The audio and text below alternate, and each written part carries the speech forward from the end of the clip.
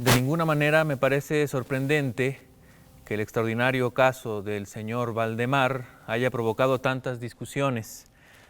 Hubiera sido un milagro que ocurriera lo contrario, especialmente en tales circunstancias. Aunque todos los participantes deseábamos mantener el asunto alejado del público, al menos por el momento, o hasta que se nos ofrecieran nuevas oportunidades de investigación, a pesar de nuestros esfuerzos, no tardó en difundirse una versión tan espuria como exagerada, que se convirtió en fuente de muchas desagradables tergiversaciones y, como es natural, de profunda incredulidad. El momento ha llegado de que yo dé a conocer los hechos en la medida en que me es posible comprenderlos. Helos aquí sucintamente. Durante los últimos años, el estudio del hipnotismo había atraído repetidamente mi atención. Hace unos 9 meses se me ocurrió súbitamente que en la serie de experimentos efectuados hasta ahora existía una omisión tan curiosa como inexplicable. Jamás se había hipnotizado a nadie in articulo mortis. Quedaba por verse si, en primer lugar, un paciente en esas condiciones sería susceptible de influencia magnética. Segundo, en caso de que lo fuera, si su estado aumentaría o disminuiría dicha susceptibilidad. Y tercero, hasta qué punto o por cuánto tiempo el proceso hipnótico sería capaz de detener la intrusión de la muerte. Quedaban por aclarar otros puntos, pero estos eran los que más excitaban mi curiosidad, sobre todo el último, dada la inmensa importancia que podían tener sus consecuencias. Pensando si entre mis relaciones había algún sujeto que me permitiera verificar estos puntos, me acordé de mi amigo Ernest Valdemar, renombrado compilador de la Biblioteca Forensis y autor, bajo el nom de plume de Isaac Marx, de las versiones polacas de Wallenstein y Gargantúa. El señor Valdemar, residente desde 1839 en Harlem, Nueva York, es, o era, especialmente notable por su extraordinaria delgadez, tanto que sus extremidades inferiores se parecían mucho a las de John Randolph, y también por la blancura de sus patillas, en violento contraste con sus cabellos negros, lo cual llevaba a suponer con frecuencia que usaba peluca. Tenía un temperamento muy nervioso que le convertía en buen sujeto para experiencias hipnóticas. 2 o 3 veces le había adormecido sin gran trabajo, pero me decepcionó no alcanzar otros resultados que su especial constitución me había hecho prever. Su voluntad no quedaba nunca bajo mi entero dominio y, por lo que respecta a la clarividencia, no se podía confiar en nada de lo que había conseguido con él. Atribuía yo aquellos fracasos al mal estado de salud de mi amigo. Unos meses antes de trabar relación con él, los médicos le habían declarado tuberculoso.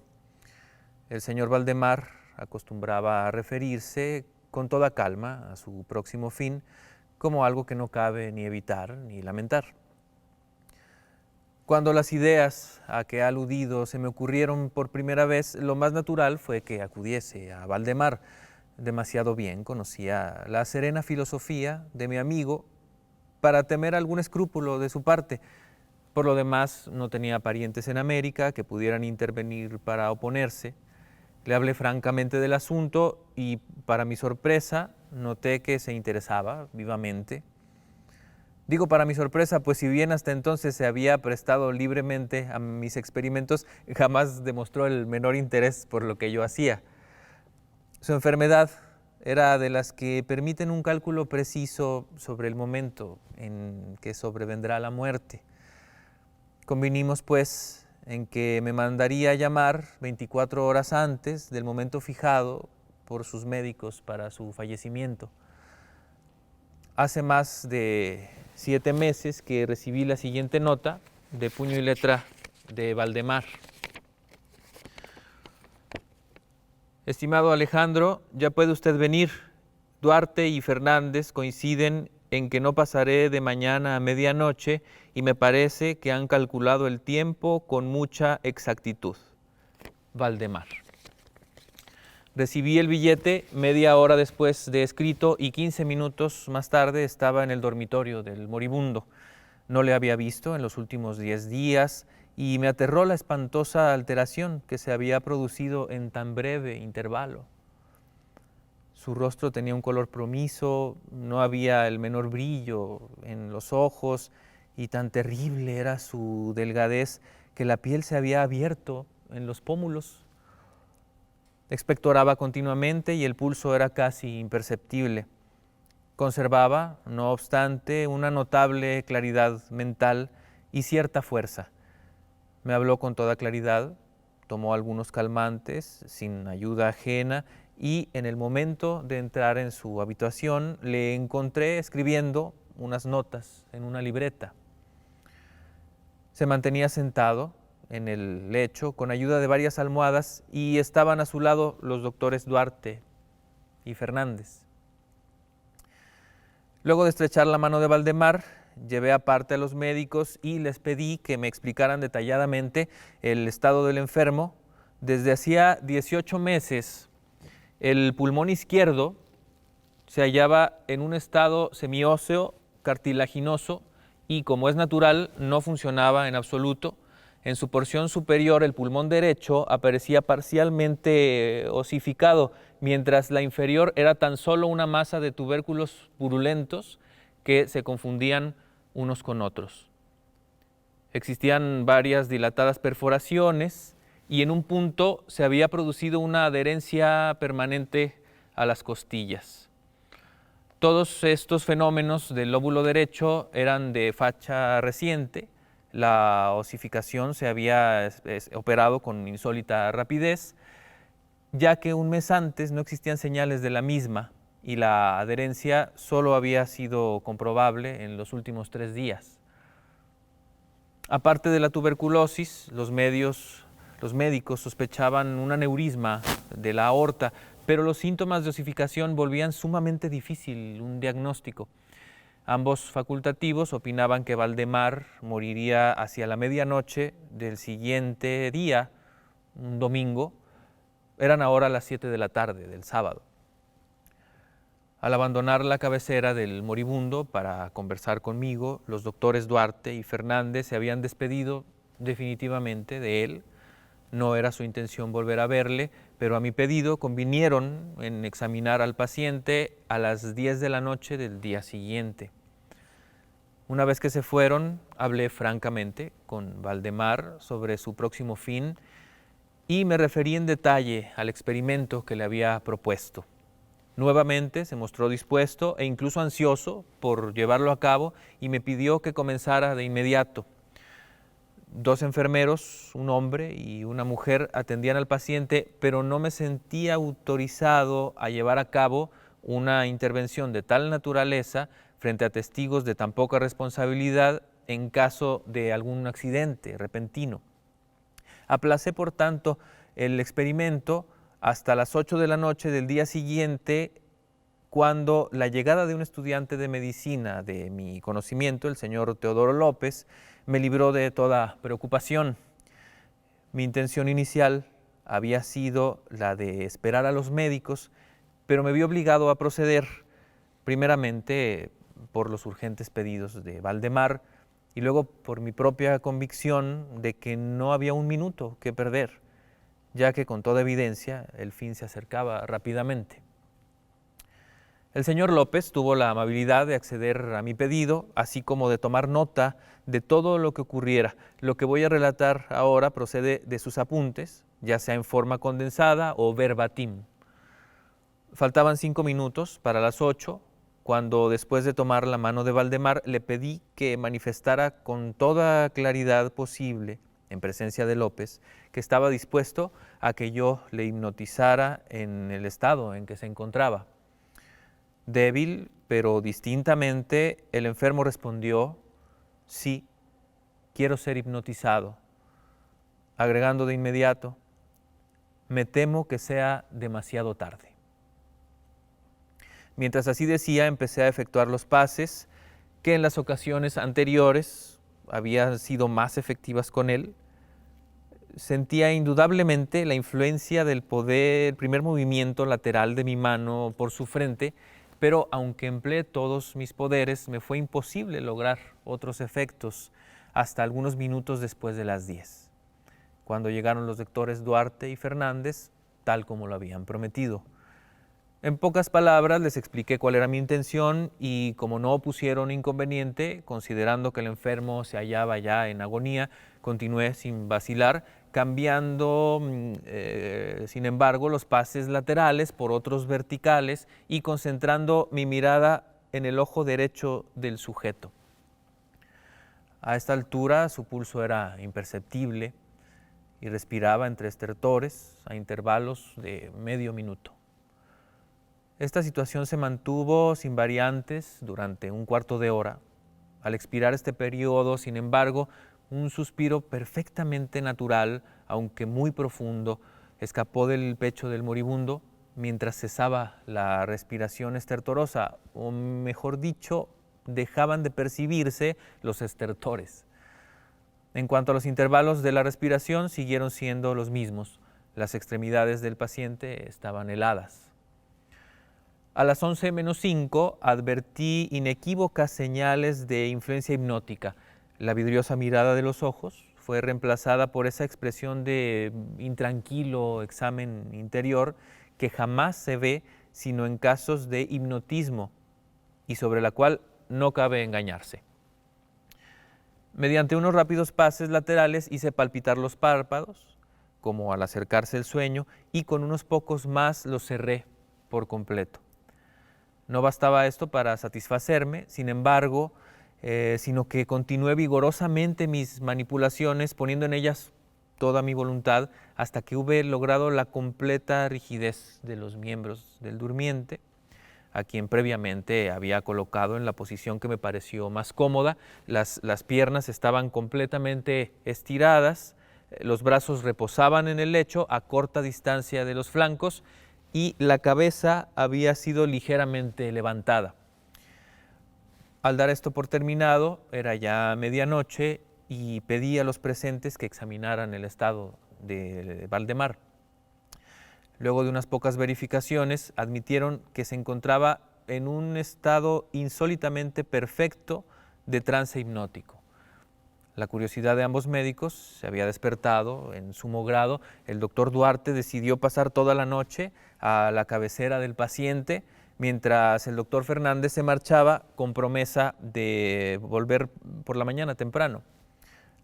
López y los enfermeros se quedaron. Dejamos a Valdemar en completa tranquilidad hasta las 3 de la mañana, hora en que me acerqué y vi que seguía el mismo estado que al marcharse el doctor Fernández. Vale decir, yacía en la misma posición y su pulso era imperceptible. Respiraba sin esfuerzo, aunque casi no se advertía su aliento, salvo que se aplicara un espejo a los labios. Los ojos estaban cerrados con naturalidad y las piernas tan rígidas y frías como si fueran de mármol. No obstante ello, la apariencia general distaba mucho de la muerte. Al acercarme intenté un ligero esfuerzo para influir sobre el brazo derecho a fin de que siguiera los movimientos del mío, que movía suavemente sobre su cuerpo. En esta clase de experimento jamás había logrado buen resultado con Valdemar, pero ahora, para mi estupefacción, vi que su brazo, débil pero seguro, seguía todas las direcciones que le señalaba el mío. Me decidí entonces a intentar un breve diálogo. «Valdemar, ¿duerme usted?», pregunté. No me contestó, pero noté que le temblaban los labios, por lo cual repetí varias veces la pregunta. A la tercera vez, todo su cuerpo se agitó con un ligero temblor, los párpados se levantaron lo bastante para mostrar una línea del blanco del ojo, moviéronse lentamente los labios, mientras en un susurro apenas audible brotaban de ellos estas palabras: «Sí, ahora duermo, no me despierte, déjeme morir así». Palpé los miembros, encontrándolos tan rígidos como antes. Volví a interrogar al hipnotizado. ¿Sigue sintiendo dolor en el pecho, Valdemar? La respuesta tardó un momento y fue aún menos audible que la anterior. No sufro, me estoy muriendo. No me pareció aconsejable molestarle más por el momento y no volví a hablarle hasta la llegada del doctor Fernández, que arribó poco antes de la salida del sol y se quedó absolutamente estupefacto al encontrar que el paciente se hallaba todavía vivo. Luego de tomarle el pulso y acercar un espejo a sus labios, me pidió que le hablara otra vez, a lo cual accedí. Valdemar, dije, ¿sigue usted durmiendo? Como la primera vez, pasaron unos minutos antes de lograr respuesta y durante el intervalo el moribundo dio la impresión de estar juntando fuerzas para hablar. A la cuarta repetición de la pregunta y con voz que la debilidad volvía casi inaudible, murmuró, sí, dormido, muriéndome. La opinión, o mejor, el deseo de los médicos era que no se arrancase a Valdemar de su actual estado de aparente tranquilidad hasta que la muerte sobreviniera, cosa que, según consenso general, solo podía tardar algunos minutos. Decidí, sin embargo, hablarle una vez más, limitándome a repetir mi pregunta anterior. Mientras lo hacía, un notable cambio se produjo en las facciones del hipnotizado. Los ojos se abrieron lentamente, aunque las pupilas habían girado hacia arriba. La piel adquirió una tonalidad cadavérica, más semejante al papel blanco que al pergamino. Y los círculos sépticos, que hasta ahora destacaban fuertemente en el centro de cada mejilla, se apagaron bruscamente. Empleo estas palabras porque lo instantáneo de su desaparición trajo a mi memoria la imagen de una bujía que se apaga con un soplo. Al mismo tiempo, el labio superior se replegó, dejando al descubierto los dientes que antes cubría completamente, mientras la mandíbula inferior caía con un sacudimiento que todos oímos, dejando la boca abierta de par en par y revelando una lengua hinchada y ennegrecida.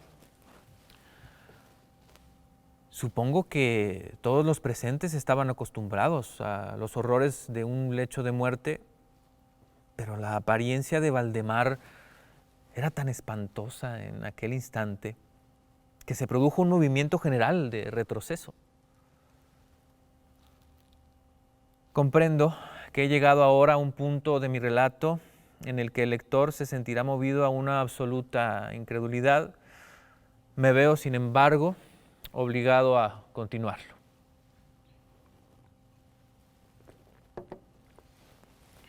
El más imperceptible signo de vitalidad había cesado en Valdemar. Seguros de que estaba muerto, lo confiábamos ya a los enfermeros, cuando nos fue dado observar un fuerte movimiento vibratorio de la lengua. La vibración se mantuvo aproximadamente durante un minuto. Al cesar de aquellas abiertas e inmóviles mandíbulas, brotó una voz que sería insensato pretender describir. Es verdad que existen 2 o 3 epítetos que cabría aplicarle parcialmente. Puedo decir, por ejemplo, que su sonido era áspero y quebrado, así como hueco. Pero el todo es indescriptible, por la sencilla razón de que jamás oído humano ha percibido resonancias semejantes. 2 características, sin embargo, según lo pensé en el momento y lo sigo pensando, pueden ser señaladas como propias de aquel sonido y dar alguna idea de su calidad extraterrena. En primer término, la voz parecía llegar a nuestros oídos, por lo menos a los míos, desde larga distancia o desde una caverna en la profundidad de la tierra.